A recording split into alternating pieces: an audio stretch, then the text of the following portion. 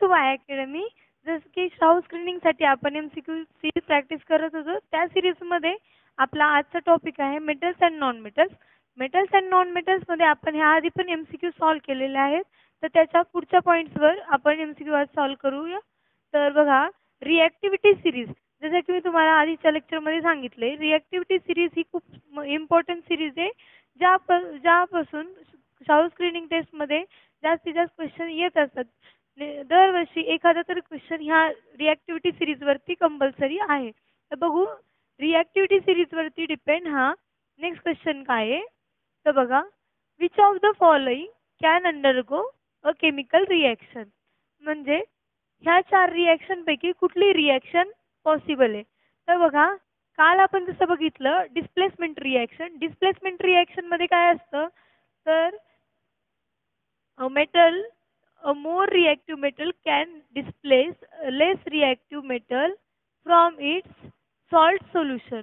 म्हणजे a more reactive metal can displace less reactive metal from its salt solution.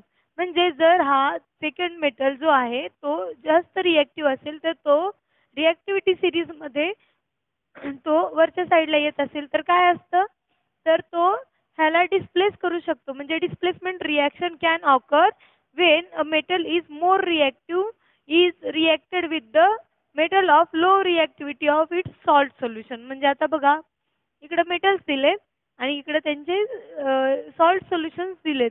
तर कुठल्या मेटलची रिॲक्टिव्हिटी, आपल्याला रिॲक्टिव्हिटी कोणाकोणाची compare करायची, तर आयरनची, मॅग्नेशियमची, आयरनची, झिंकची, Pb म्हणजे लेडची, मॅग्नेशियमची, आयरनची आणि कॉपरची.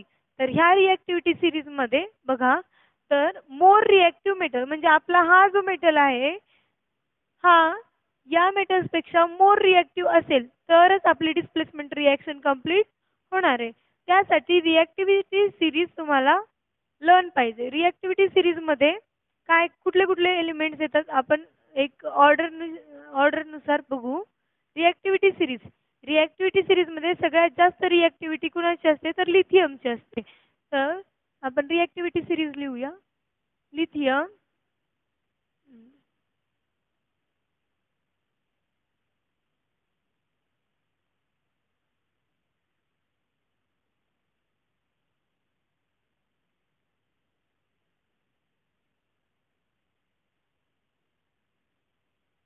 त्यानंतर येतात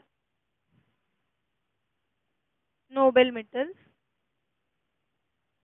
ज्यामध्ये सगळ्यात लो रिॲक्टिव्हिटी प्लॅटिनमची असते, सगळ्यात हाय रिॲक्टिव्हिटी लिथियमची आहे.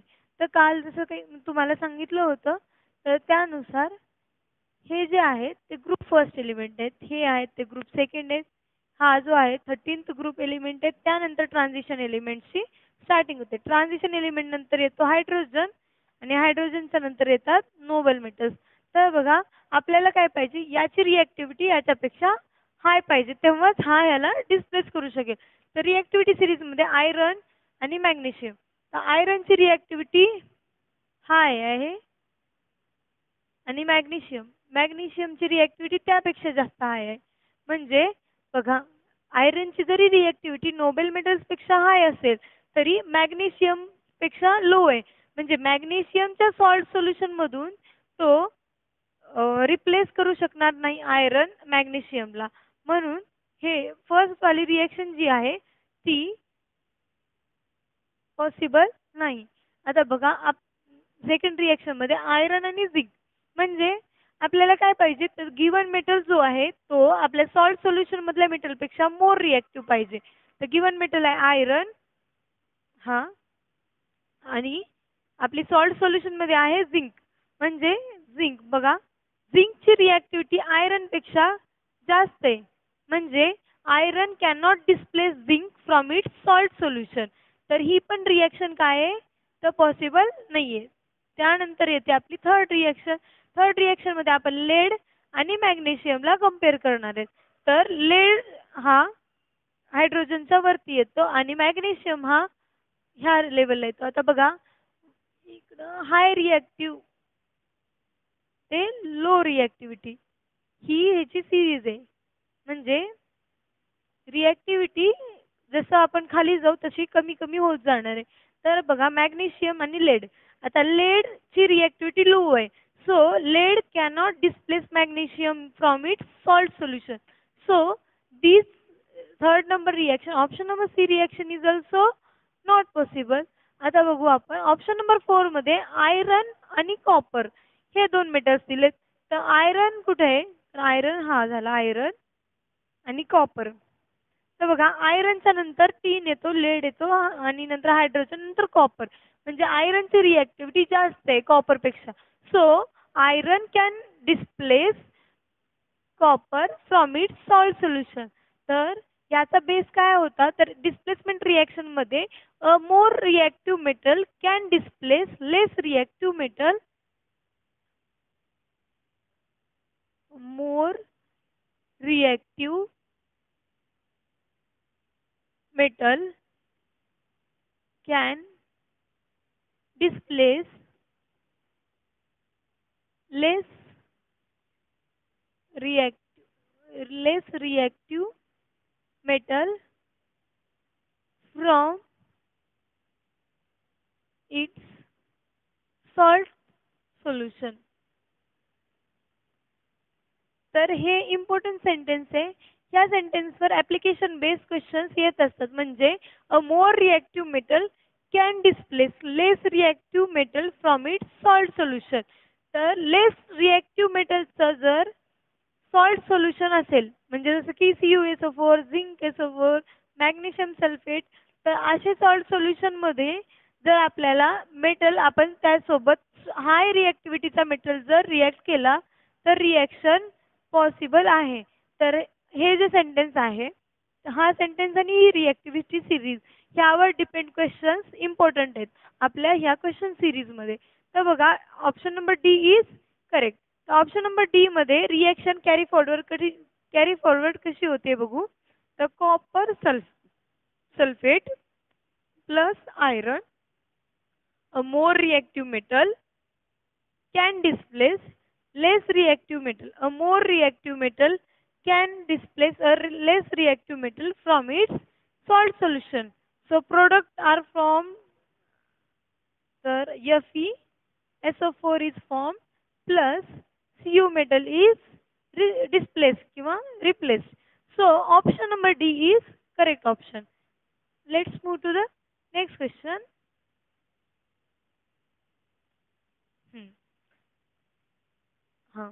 This question is also application of reactivity series. आता बघा काय दिले. when metal when metal Z is added to dilute HCl solution there is no evolution of gas. then metal is म्हणजे एक मेटल दिलाय. सेकंड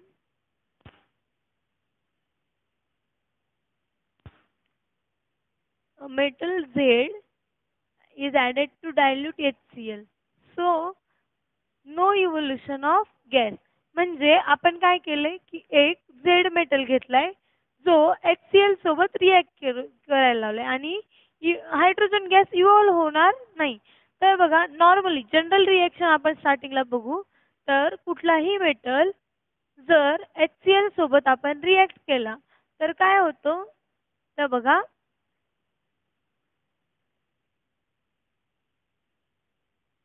म्हणजे बघा ह्याची रिएक्शन अशी होऊ शकते की फर्स्ट ग्रुपचे जर एलिमेंट्स असतील तर मेटल जेव्हा आपण ऍसिड सोबत रिएक्ट करतो तर हायड्रोजन गॅस इव्हॉल्व होतो. म्हणजे बघा याच्यातला जो पॉझिटिव्ह पार्ट आहे आणि ह्याच्यातला जो पॉझिटिव्ह पार्ट आहे बघा ही डिस्प्लेसमेंट रिएक्शन दिसती. तर बघा हा मेटल ह्या हायड्रोजनला डिस्प्लेस करून हायड्रोजन काय होते इव्हॉल्व होते. तर ही रिएक्शन कधी पॉसिबल आहे. तर आपल्या रिएक्टिव्हिटी सिरीज मध्ये हायड्रोजन पेक्षा जास्त रिएक्टिव्ह मेटल आला पाहिजे तेव्हाच हायड्रोजन गॅस इव्हॉल्व होणार आहे. तर क्वेश्चन मध्ये काय दिले. तर आपला हायड्रोजन गॅस म्हणजे हा हायड्रोजन गॅस इव्हॉल्व होणार नाही असा मेटल कुठला. तर म्हणजे काय तर त्याची रिएक्टिव्हिटी काय पाहिजे हायड्रोजन पेक्षा कमी पाहिजे. म्हणजे ही रिएक्शन कुठल्या केसमध्ये कंप्लीट होणार नाही असं विचारले. म्हणजे हायड्रोजन इव्हॉल्व होणार नाही म्हणजे ही रिएक्शन कंप्लीट होणार नाही असं विचारले. तर आपण रिएक्टिव्हिटी सिरीज मध्ये बघतो की आपले जे मोर रिएक्टिव्ह मेटल्स असतात ते हायड्रोजनला रिप्लेस करू शकतात. पण ज्या मेटल्सची रिएक्टिव्हिटी हायड्रोजनपेक्षा कमी आहे ते मेटल्स ही रिएक्शन कॅरी फॉरवर्ड करणार नाही. तर परत एकदा रिएक्टिव्हिटी सिरीज बघू. तर ह्या चारीचं बघू आपण. तर पहिले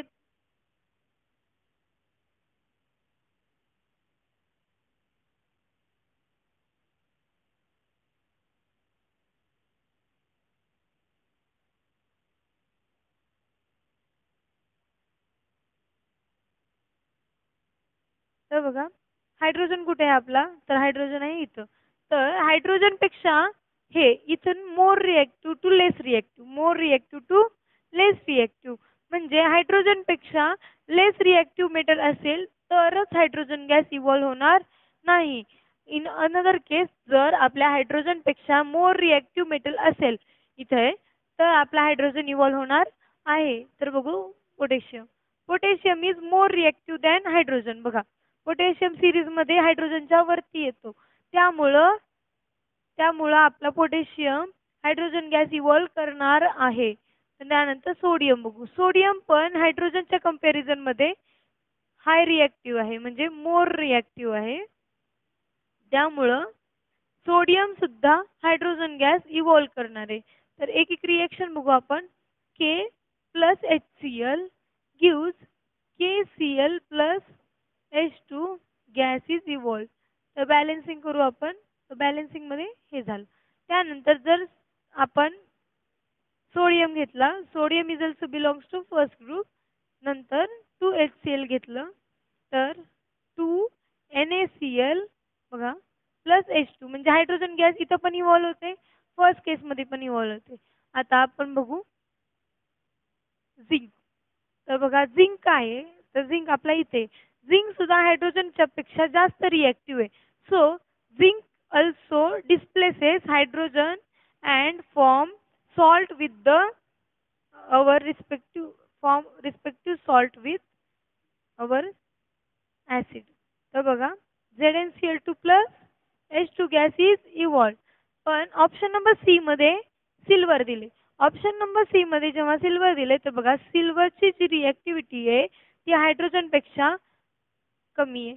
so silver cannot react with the acid HCl, म्हणजे जर आपण रिएक्शन करायची ठरवली Ag प्लस HCl तर रिएक्शन होणार नाही, कारण Ag जे आहे ती लिस्ट रिएक्टिव्हिटी आहे सिल्वरची दॅन हायड्रोजन. हायड्रोजन पेक्षा कमी रिएक्टिव्हिटी असल्यामुळं काय होतं की हा मेटल डिस्प्लेस करू शकणार नाही, हायड्रोजन इव्होल्यूशन रिएक्शन दाखवणार नाही. So option number C is correct option. तर बघा रिएक्टिव्हिटी सिरीज वरती किती क्वेश्चन्स आपले ट्रिकी आणि इम्पॉर्टंट आहेत. तर रिएक्टिव्हिटी सिरीज वरती कॉन्सन्ट्रेट करा, त्यावरती क्वेश्चन्स इम्पॉर्टंट आहेत. नेक्स्ट आता बघा हा क्वेश्चन. तर MgO प्लस HNO3. MgO म्हणजे मेटल ऑक्साइड आहे आणि HNO3 म्हणजे ऍसिड आहे. तर बघा आपण ऑलरेडी स्टडी केले की magnesium oxide is a oxide of metal आणि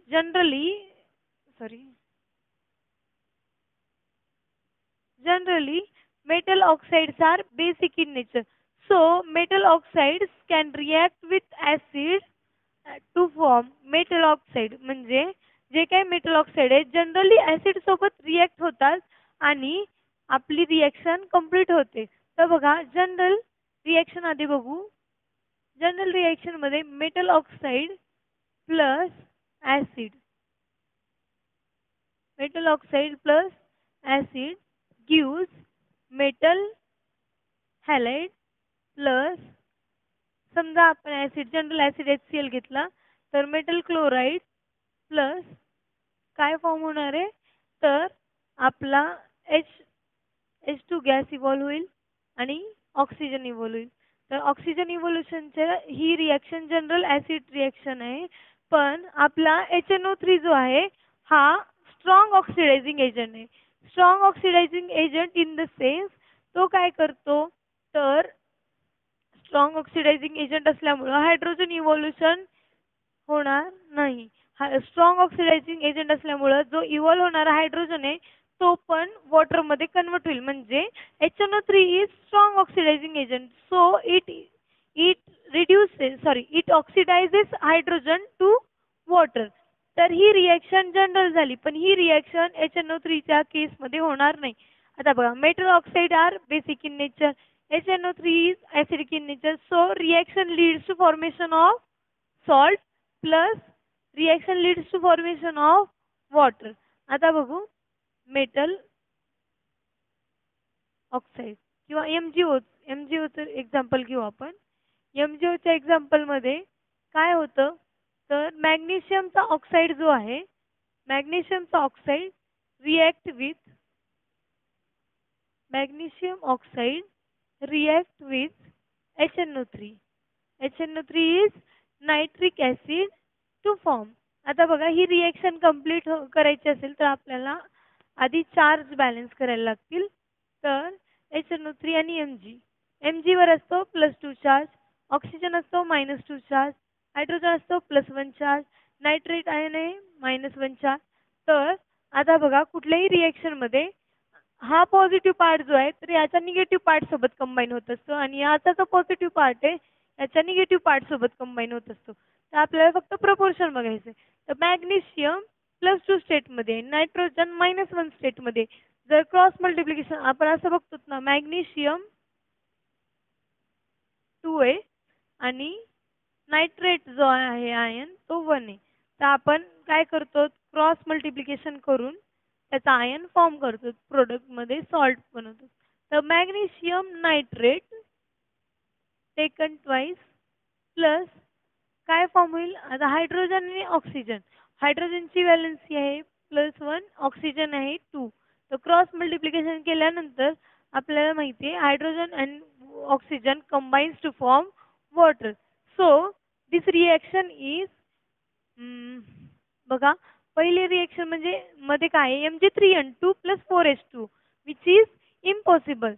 Second reaction is also not possible because इकडे बघा की मॅग्नेशियम जेव्हा आता आपल्याला बघा acid plus base give salt plus water. Simple reaction आहे. ऍसिड प्लस हा बेस MgO काय आहे बेसिक ऑक्साइड आहे आणि HNO3 काय आहे हे ऍसिड आहे. तर base plus acid general reaction आहे give salt plus water. So option number D is correct. बघा मॅग्नेशियम ऑक्साइड हा एक बेस आहे, HNO3 हा एक ऍसिड आहे, MgNO3 टेकन ट्वाइस हा एक सॉल्ट आहे आणि वॉटर. तर option number D is a correct balanced reaction. So next question बघू आपण. नेक्स्ट क्वेश्चन काय आहे हां तर next question is about the physical properties of metal.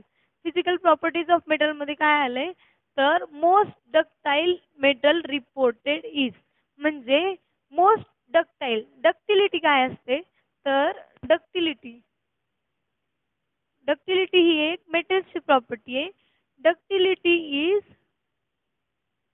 Property of metal due to which ductility is the property of metal due to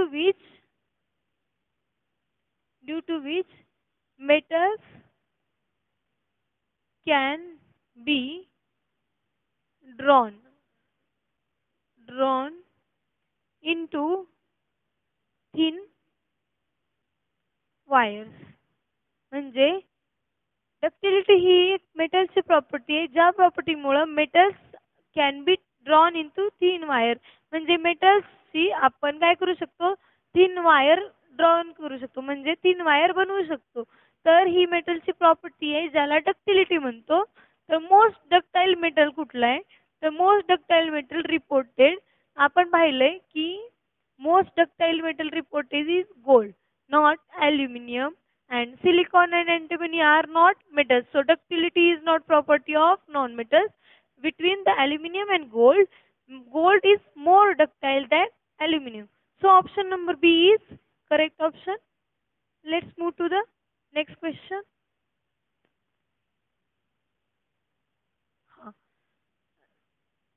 आता ही बघा, galvanization. Galvanization is a method of coating thin film of dash on dash. आता बघा, galvanization. Galvanization काय आहे? तर galvanization is a process of process of coating of thin film on metals. म्हणजे आपल्याला काय करायचे, मेटल्स वरती थिन फिल्म म्हणजे त्याची आपल्याला फिनिशिंग करायची, म्हणजे गॅल्वनायझेशन करायचे. गॅल्वनायझेशन करते वेळी आपण काय करतो, galvanization is a process of coating of thin film of zinc on iron. म्हणजे झिंकची थिन फिल्म आपल्याला आयरन वरती आपण कोट करतो. Galvanization is nothing but coating. आता बघा, आयरन वरती झिंकची कोटिंग करायची, तर आयरन वरती झिंकची कोटिंग म्हणजे आपल्याला काय बनवायचंय, तर आपल्याला बनवायचं alloy. When two metals are mixed together, then alloy is formed. तर आपल्याला काय करायचंय, आयरन जो आहे मेटल आपला, त्यावरती गॅल्वनायझेशन म्हणजे झिंकची कोटिंग करायची. तर ही प्रोसेस करणं महत्त्वाचं का आहे? Why this process is important? Because we all know that iron is a metal which corrodes in the presence of moisture or air. म्हणजे आयरन जो आहे करोजन दाखवतो. जेव्हा पण तो वॉटर आणि एअरच्या कॉन्टॅक्ट मध्ये येईल तर आयरनचे ऑक्साइड्स फॉर्म होतात आणि आयरन काय करतो, तर करोजन दाखवतो. तर आपल्याला जास्तीत जास्त काळ आयरनच्या वस्तू टिकण्यासाठी, समजा आपण डेली यूज मध्ये काय, आपल्या घरी भरपूर सारं आयरनचं सामान असतं. फॉर एक्झाम्पल आपल्या घराचं गेट झालं, किंवा आपण स्कूलमध्ये जातो तर आपले बेंचेस झाले, किंवा आपण विंडोज झाल्या, सगळ्या आपण आयरनचे यूज करतो. पण आयरन अंडरगो रस्टिंग. सगळ्यांना माहिती आहे आयरनची रस्टिंग होते. पण आयरनची रस्टिंग होऊ नये म्हणून आपण काय करतो, तर गॅल्वनायझेशन प्रोसेस करतो.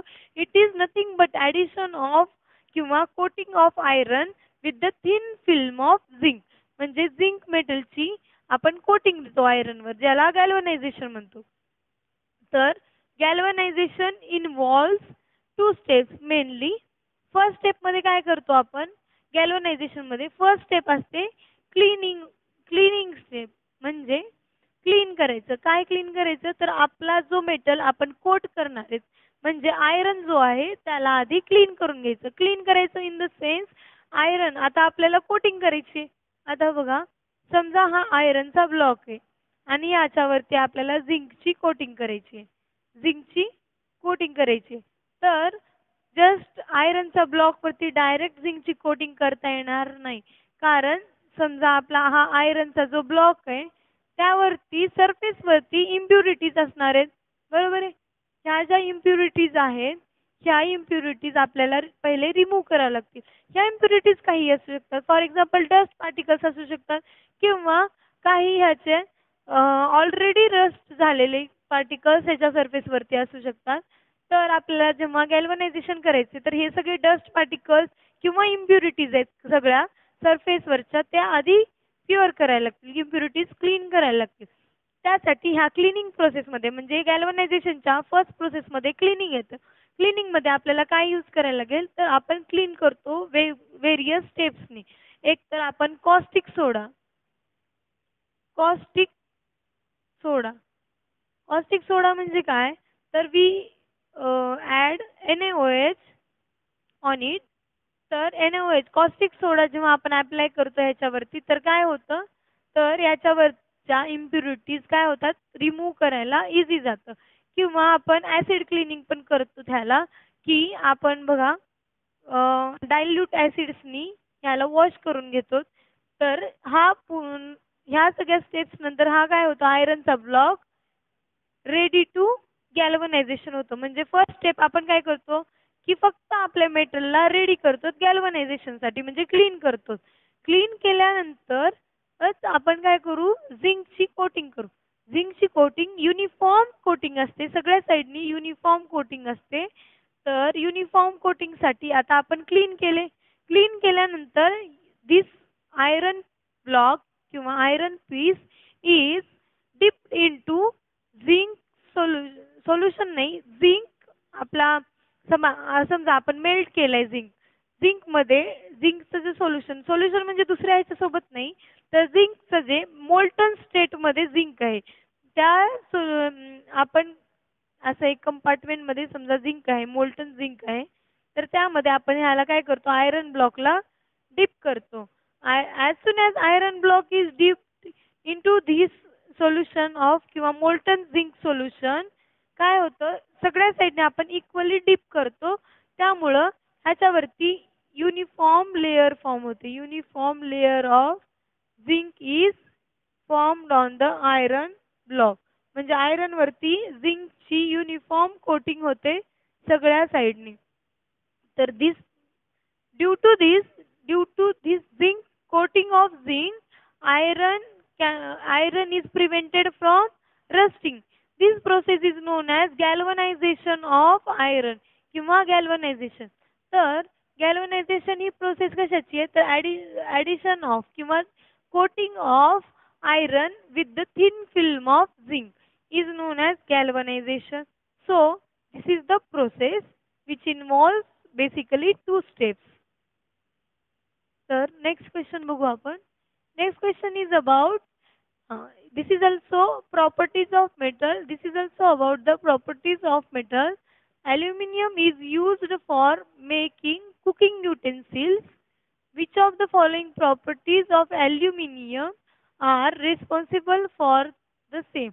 म्हणजे बघा, आपण जास्तीत जास्त जे कुकिंग साठी युटेन्सिल्स म्हणजे कुकिंग साठी आपण जे काही भांडे वापरतो, तर ते युटेन्सिल्स म्हणजे काय, तर आपण जे काही यूज करतो, समजा भांडे कुकिंग साठी यूज करतो, फॉर एक्झाम्पल आपण पातेलं यूज करतो किंवा कुकर यूज करतो किंवा ॲल्युमिनियमच्या डिफरंट डिफरंट वस्तू यूज करतो कुकिंगसाठी. कुकिंगचे जे काही मटेरियल असतं ते युटेन्सिल्स जे असतात ते ॲल्युमिनियमची यूज केलेलं असतं. तर ते कशामुळं, तर ॲल्युमिनियमची अशी कुठली प्रॉपर्टी आहे ज्यामुळं तो कुकिंगसाठी गुड, म्हणजे कुकिंगसाठी त्याच्याशी युटेन्सिल्स बनवलेले असतात. तर बघा, aluminium thermal conductivity, aluminium is of good thermal conductivity, म्हणजे ॲल्युमिनियम मुळे is a good conductor of heat. बरोबर आहे, तर ही पण बरोबर आहे. Aluminium is a good conductor of electricity. Aluminium is a ductile metal आणि aluminium have high melting point. हे चारही स्टेटमेंट करेक्ट आहेत. पण युटेन्सिल्स आपल्याला बनवण्यासाठी इलेक्ट्रिकल कंडक्टिव्हिटीची गरज आहे का, तर नाही. म्हणजे युटेन्सिल्स बनवण्यासाठी बॅड कंडक्टर ऑफ इलेक्ट्रिसिटी असलं तरी चालतं, फक्त आपल्याला काय पाहिजे, गुड थर्मल कंडक्टिव्हिटी पाहिजे. आणि डक्टिलिटीची काय गरज आहे, जर युटेन्सिल्स बनवायचे तर आपल्याला ductility is the property of material due to which they can drawn into thin wire बनवू शकतं. तर आपल्याला वायर बनवायचे का थिन, नाही. So option 3 is also incorrect. आता बघा, ॲल्युमिनियमचा मेल्टिंग पॉईंट हाय असतो. हा इम्पॉर्टंट आहे आपल्या कुकिंगसाठी का, तर बघा, जर आपण असं ॲल्युमिनियमचा हाय मेल्टिंग पॉईंट आहे, आपण ॲल्युमिनियम यूज करतो so that during cooking aluminium vessels किंवा utensils are not melted because aluminium have high melting point. जर आपण लो मेल्टिंग पॉईंट वाले मेटल्स यूज केले तर कुकिंग करताना ते मेटल्सच मेल्ट व्हायला लागतील, म्हणजे कुकिंग व्यवस्थित होणार आहे का, तर cooking is not possible on the metals of low melting point. So option number 1 and option number 4 are correct. So option number D, एक second, option number D where इकडे बघा,